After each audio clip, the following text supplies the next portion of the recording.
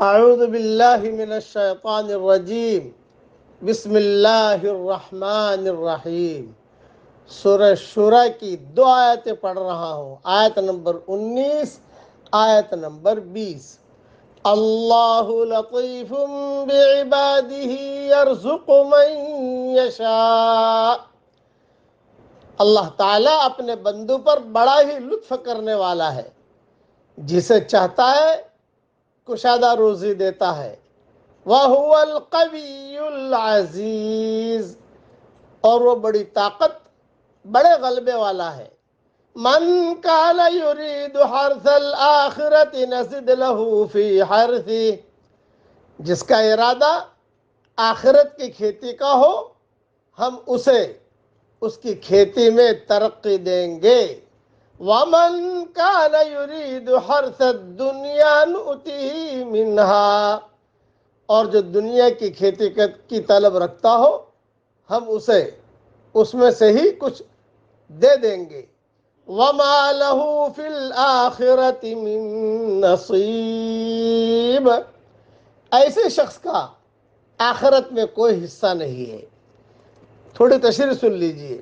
مطلب یہ ہے کہ جو شخص دنیا میں اپنے اعمال اور محنت کے ذریعے سے آخرت کے اجر و ثواب کا طالب ہے، تو اللہ تعالیٰ اس کی آخرت کی کھیتی میں اضافہ فرمائے گا کہ ایک ایک نیکی کا اجر 10 گنا سے لے کر 700 گنا بلکہ اس سے زیادہ تک بھی عطا فرمائے گا۔ یعنی طالب دنیا کو دنیا تو ملتی ہے، لیکن اتنی نہیں جتنی وہ چاہتا ہے، بلکہ اتنی ہی ملتی ہے جتنی اللہ کی مشیت اور تقدیر کے مطابق ہوتی ہے۔ اور اہم بات یہ ہے کہ دنیا تو اللہ تعالیٰ ہر ایک کو اتنی ضرور دیتا ہے جتنی اس نے لکھ دی ہے۔ کیوں؟ کہ وہ سب کی روزی کا ذمہ لیے ہوئے ہے، طالب دنیا کو بھی اور طالب آخرت کو بھی۔ تاہم جو طالب آخرت ہوگا، یعنی آخرت کے لیے کسب اور محنت کرے گا، تو قیامت والے دن اللہ تعالیٰ اسے اضعافا مضاعفہ اجر و ثواب عطا فرمائے گا، یعنی بہت زیادہ اللہ تعالیٰ دے گا۔ جبکہ طالب دنیا کے لیے آخرت میں سوائے جہنم کے عذاب کے کچھ نہیں ہوگا۔ اب یہ انسان کو خود سوچ لینا چاہیے کہ اس کا فائدہ طالب دنیا بننے میں ہے یا طالب آخرت بننے میں ہے۔ اسی لیے روایت میں آتا ہے کہ کونوا ابناء الآخرہ، آخرت کے بیٹے بنو، دنیا کے بیٹے مت بنو۔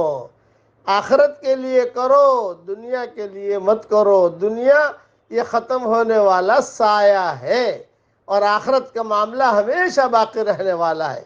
اب پڑھ لیجئے میرے ساتھ، ربنا آتنا فی الدنیا حسنہ وفی الآخرۃ حسنہ وقنا عذاب النار۔ مطلب اس آیت کا یہ ہے کہ اللہ دنیا میں بھی ہم سب کو جنت دے اور مرنے کے بعد بھی ہم سب کو جنت دے۔ یہ خلاصہ ہے۔ اللہ تعالیٰ یہ دعا ہم سب کے لیے قبول فرمائے، آمین۔ وآخر دعوانا ان الحمد للہ رب العالمین۔